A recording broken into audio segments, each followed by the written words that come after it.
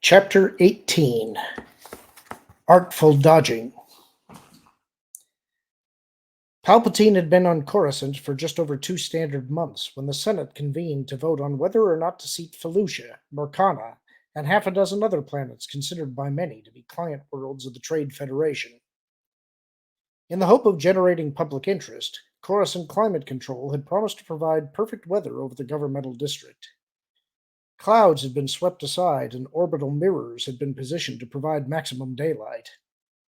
Maintenance droids had refreshed the paving stones of Senate Plaza and polished the 30-meter tall statues that lined the avenue of the core founders. Police had cordoned off large areas of the district between levels 55 and 106 and deployed sniper units, squads of bomb detector automata, and 3 times the usual number of security hover cams. Reporters, documentarians, freelance journalists, and op ed columnists were out in force, calling in favors in an effort to be as close to the action as possible. Limousine services were working overtime, and taxis were nearly impossible to find, which left aides and assistants to fend for themselves, arriving on foot or by maglev, ensembles freshly laundered, headpieces blocked, fur coiffed, boots buffed. Even the Jedi Knights and Padawans stationed throughout the plaza as a show of force appeared to be sporting their cleanest robes and tunics. Analysts were touting the vote as landmark, though it had been an admittedly slow news week on Coruscant. More to the point, a vast majority of the capital's residents couldn't have cared less about the outcome, since most only knew of the Trade Federation through self-serving advertisements that streamed on the holonet. Local gossip was always more interesting than politics in any case. For weeks, however, opponents and supporters of the amendments that would revise the rules regarding member status in the Republic had been giving voice to their arguments in the Great Rotunda, often vociferously enough to shake their repulsor-lit platforms, jabbing fingers and other appendages in the air for emphasis or accusation, in defiance of calls by the Vice Chancellor for order and decorum. Standing with St. Pestage and Kinman Doriana beneath the abstract statue of core founder Tyler Sapius Progeny, Palpatine felt one step closer to his destined place, even if the scene in the plaza struck him as more Vanity Fair than senatorial assembly. Like many of the others, he had been out half the night, drinking and dining with lobbyists eager to win his favor.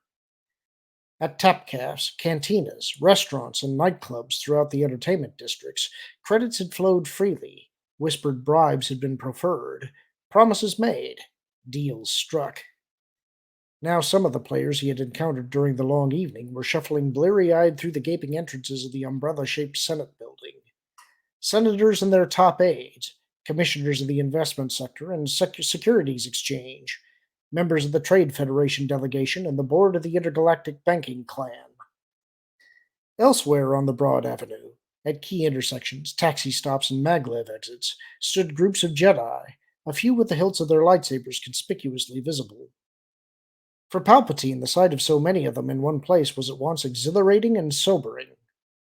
Though thoroughly cloaked in the everyday, he could feel their collective pride trickle into him through the Force. Only the baseness of Coruscant's populace, the almost sheer absence of anything natural, kept the world from being as strong in the light as Korriban was in the dark. While he accepted that he and Plagueis were more than equal to the most powerful of the Jedi Order, he understood that they were no match for their combined strength, the Sith imperative notwithstanding. The Jedi would fall only with the full collaboration of the dark side. That was, only when the dark side of the Force was ready and willing to conspire in their downfall. His musings were interrupted by a sudden gust of wind, whipped up by a luxurious land speeder that was alighting in the center of the avenue. Preceded by a vanguard of ceremonial guards wearing floor-length blue robes, Supreme Chancellor Darth emerged, waving to the crowd and for the hovercams that rushed in to immortalize his every expression. Palpatine studied him as the guards began to maneuver him through the throng, a train of hand-picked journalists following dutifully in his wake. The easy way he carried himself, the way he made a point to stop and greet some while ignoring others, the way he laughed on cue. He recalled the 2 coronations he and his father had attended in Theed, and could remember as if yesterday the envy that had wafted from Consignia like sour sweat. How cravenly his inept father had desired to wield such power. And would that Consignia could see his son now, standing so close to the center, surveying the Senate as Consignia might have the Palpatine lands in the Lake Country, thinking, everything my gaze falls on will be mine. These buildings, these monads, these statues I will have slagged, this airspace whose use I will restrict to the powerful, that penthouse in 500 Republica, this Senate. Again his musings were interrupted, this time by the Grand Protectorate Senator Pax's team, who was waddling briskly towards him, followed closely by the senators from Liana, Ariadu, and Sullust. "Are you ready to make history, Senator?" Team said, his eye stalks quivering in excitement. "Rather than be a casualty of it," Palpatine told him. The Grand grunted in amusement. "Well said, young sir. Needless to say, many are counting on you." "Better many than all, because we cannot please everyone." Team grew serious. "Perhaps not, but we can strike a blow for utilitarianism. The greatest good for the greatest number." Palpatine smiled in the way he had seen Darth smile. "And strike a blow we shall, Senator." "Good, good," Team chortled. "Then we'll see you inside where the galaxy's business is done." Pestage snorted a laugh as Team was moving away. The greatest good for the greatest gran. It was true. Team harbored no ill will towards the Trade Federation. He merely wanted to see Naboo blunder, Higo Damask cut down to size, and Malastare return to its quantum grandeur. The contingent of senators had scarcely left when Palpatine heard his name called. Turning, he saw Ronhar Kim in the company of two older human Jedi. Quietly, he pulled his powers deeper into himself and adopted a mask of cordiality. "Jedi Ronhar," he said, inclining his head in greeting. The black-haired Jedi returned the nod. "Senator Palpatine, may I introduce Masters Dooku and Sifo Dyas?" Palpatine was familiar with the former, but only by reputation. "A great honor, Masters." Dooku appraised him openly, then arched an eyebrow. "Excuse me for staring, Senator, but Ronhar's description of you led me to expect someone older." "I disguise myself well, Master Dooku. My age, that is." "Either way," Sifo Dyas remarked, "a talent required by your position." "An ignoble truth, Master Sifo Dyas, but we strive to remain faithful to our conscience." Dooku smiled with purpose. "Hold tight to that, Senator Palpatine. Coruscant will surely test your resolve." Ronhar Kim had his mouth open to speak when another familiar voice rang out. "I didn't realize that you were acquainted." Over Dooku's shoulder, Palpatine saw in surprise that Higo Damask, Larsh Hill, and two other black-robed Munes were threading their way towards him. That he hadn't sensed his master spoke to Plagueis' power to completely conceal himself, even from a fellow Sith. "Magister Damask," Dooku and Sifo Dyas said simultaneously, turning to greet him. Damask looked at Palpatine. "Recently, on Sereno in fact, Masters Dooku, Sifo Dyas, and I engaged in a spirited discussion about the current state of the galaxy and our hopes for the future." "Sereno," Palpatine said, more to himself and mildly confounded. Damask hadn't said anything about Jedi attending the meeting there. So what message was he sending now? Glancing at the trio of Jedi, he thought back to his master's remark that even Jedi could be turned to the dark. Had the near-bungled assassination of Vidar Kim persuaded Plagueis to entice and recruit a Jedi to serve as his apprentice? "Ronhar just introduced us to the senator," Sifo Dyas was explaining. Dooku's eyes moved from Damask to Palpatine and back again. "May I inquire how it is that you and the senator know each other?" Damask motioned to Palpatine. "Senator Palpatine and Damask Holdings share a dream for Naboo." He gestured inclusively to Hill and the other Munes. Palpatine was one of the few who early on saw the wisdom of ushering in a new era for his homeworld.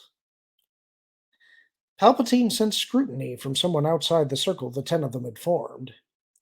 Just short of the Senate building's great door, Pack's team had stopped and was gazing at Palpatine, his eye stalks extended. And Palpatine could scarcely blame him, since even he had been caught off guard by Plagueis' eagerness to acknowledge him in public. "How does it feel to have realized your wish for your homeworld?" Dooku said. Palpatine came back to himself. "One can't very well stand in the way of destiny." Again, Dooku glanced from Palpatine to Damask. "The will of the Force begets uncommon fellowships." Chimes sounded, announcing that the session was beginning, and everyone began to file through the doors into the massive structure, going their separate ways from the atrium, some to spectators' boxes or media areas, and others, like Palpatine, Sate, and Kinman, to turbolifts that accessed Naboo's station in the Senate's middle tier, one of 1,000 identical docking stations in the rotunda, outfitted with a detachable repulsor lift platform and a suite of private offices. Central to the artificially lighted space was an elegant tower emblazoned with the seal of the Republic, at the summit of which rested the Supreme Chancellor's podium. Darth, the Vice Chancellor, and the administrative aide were already present, and after brief introductory remarks by the Supreme Chancellor, the Vice Chancellor called the matter to a vote. A few senators spoke, but most simply cast their votes, a tally of which was relayed to monitor screens at each station and projected overhead, along the inner curve of the dome. By the time the Vice Chancellor recognized the Chommel sector, the vote was tied. Though Palpatine's vote would break the stalemate, several systems had yet to weigh in. Detached from the docking station, the platform carried Palpatine out over the lower tiers and deep into the kilometers-wide rotunda. A hush fell over a portion of the Senate, and he inhaled the moment deep into himself. Still, the platform continued to move towards the podium, as if even the Supreme Chancellor wanted a closer look at him, and it pleased him to know that his reputation had spread that far. Then Palpatine spoke to them. "The Trade Federation came to Naboo some 10 years ago. It didn't arrive by force, but by invitation, after a vast reservoir of plasma was discovered beneath Naboo's lush mantle, vast enough to supply clean energy to hundreds of disadvantaged worlds along the Hydean Way, and at the same time introduce Naboo to the galactic community. Following months of reasoned debate, our newly elected monarch decided that Naboo should share its resources with the galaxy. Agreements were struck between Naboo and the Trade Federation, along with several construction conglomerates. Mining was begun, processing plants were constructed, and spaceports were enlarged to accommodate the fleets of shuttles needed to ferry the plasma to cargo ships parked in orbit. 3 years later, plasma was flowing out into the galaxy, and wealth was flowing into Naboo and the worlds of the Chommel sector, and an era of unprecedented prosperity had begun. That prosperity came with hidden costs, but Naboo was willing to absorb them, primarily for the sake of those beings who were benefiting from what nature had bequeathed to our small world." He paused and turned slightly in the direction of the Trade Federation's platform. "The Trade Federation has been accused of price fixing, exploitation, and monopolistic practices, but those matters are not at issue today. Today, the Republic is being asked to widen its embrace to include several planets in the outlying systems many consider to be client worlds of the cartel.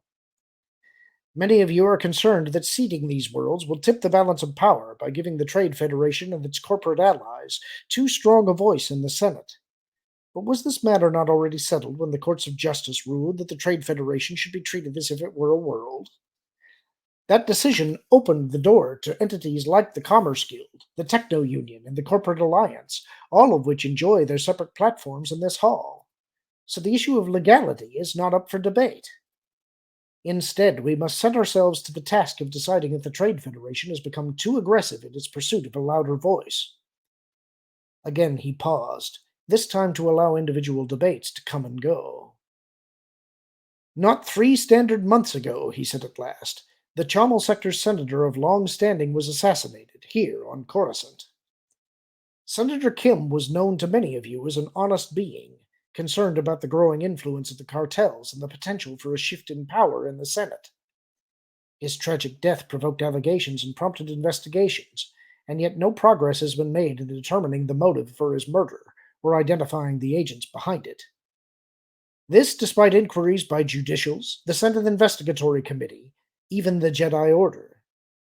As a consequence of, and yes, in protest against the manner in which the investigation into Senator Kim's death has been handled, I am instructed by my regent, King Bon Tapalo, to announce that Naboo and the Chamal Sector worlds are abstaining from the vote. The hush that had fallen over a select section of the Senate spread to include the entire rotunda. Then the outburst that erupted, both damning and championing, were so clamorous and prolonged that the Vice Chancellor ultimately curtailed his attempts to restore order and let chaos reign. And that's the end of the chapter. Hope you enjoyed it. Talk to you soon.